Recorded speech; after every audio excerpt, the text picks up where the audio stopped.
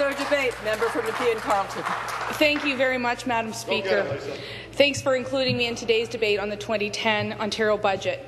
Madam Chair, as you know, being a member of this distinguished place, as do all of my colleagues, it's always a privilege to address and have the opportunity to address this distinguished chamber on the priorities that our constituents have. And in Nepean-Carleton, we share many of those with Ontarians.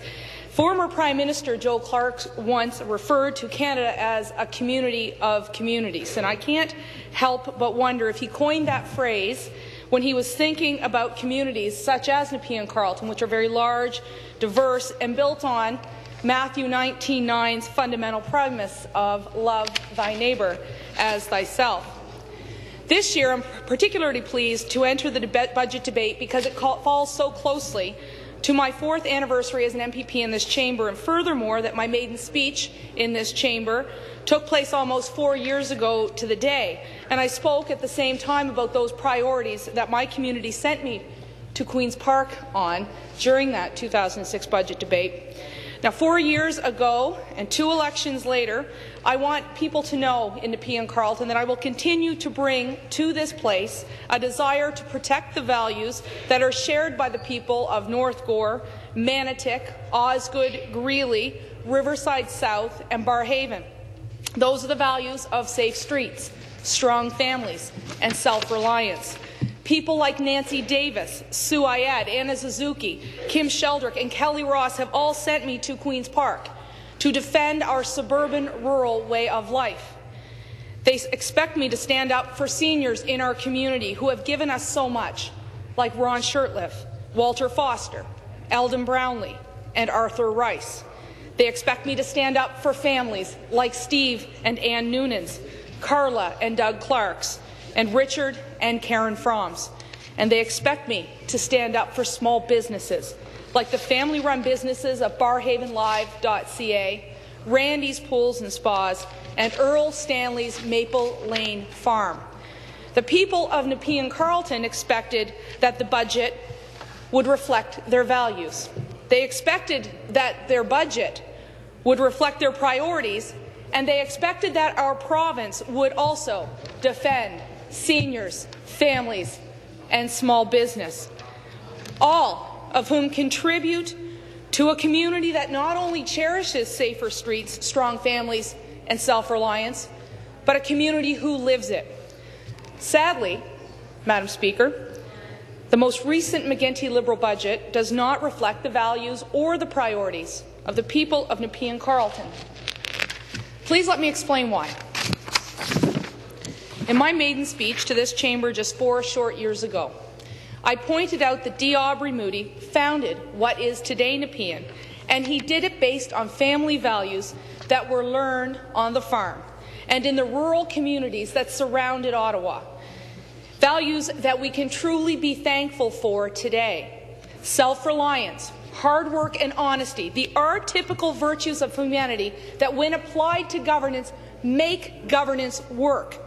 That spirit still lives today in Nepean-Carleton. It is a community where families still work hard for their community and for each other. That spirit, however, Madam Chair, is threatened by this most recent budget. When government takes away the incentive for hard work and replaces it with high taxes, more regulations, and reliance on bureaucracy, our communities suffer. In Nepean-Carleton, I'm proud of the people who give our community so much so that it remains strong and so that it will continue to grow. People like Joe and Linda Price of PJ Quigley's restaurant make sure every sports team and church have the opportunity to fundraise. They very much live on their desire and drive to give back to Nepean-Carleton. The same with Andrea Steenbackers, who works for so many community-led initiatives, such as Barrhaven Run for Rogers House and for the St. Andrew's School Council, just to name a few. Manotick's own Grace Augustino has been quietly working for years to help build an orphanage in Haiti. She only recently got recognition because of the disaster there. She's supported by legionnaires like Alan Hahn, and from Barrhaven Independent, the newspaper that people in my community so frequently read, Jeff Morris.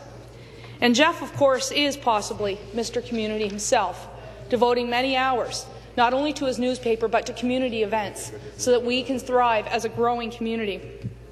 Then there are people like Meredith Brophy, Ron Isaac, his son Jason Isaac, Marlene Casey and Chris Schultz, each giving back to their communities every single day through their numerous activities, whether it's in Manotick or Cars or Metcalfe or Vernon.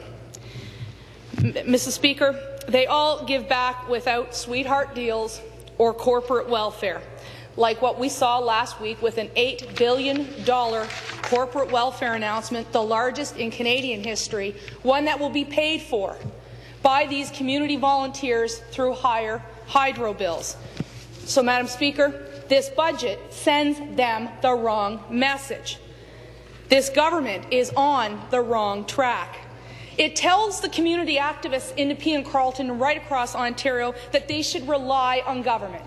Leave it to government to do, because government can do better than the community, and that's a wrong message. In fact, Madam Speaker, I prefer what Ronald Reagan said, and I quote, "The 9 most terrifying words in the English language are, I'm from the government and I'm here to help." And this budget, for all it claims to support, forgot many segments in society: small business, families, and seniors. And it forgot farmers. It forgot the people who built Ontario with their strong work ethic. I had the privilege last week to meet with a retired cattle farmer, John Newman. Last week, we talked a lot about this government's approach to agriculture.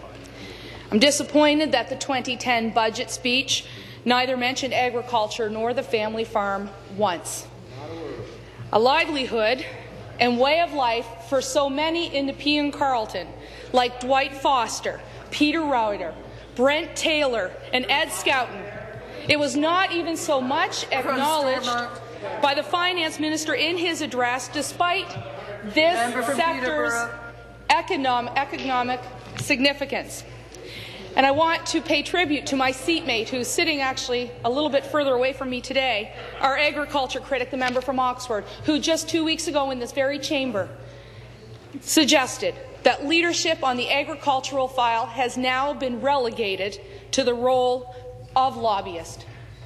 Madam Speaker, that is not how you support our farmers. It is not how you support our agricultural sector.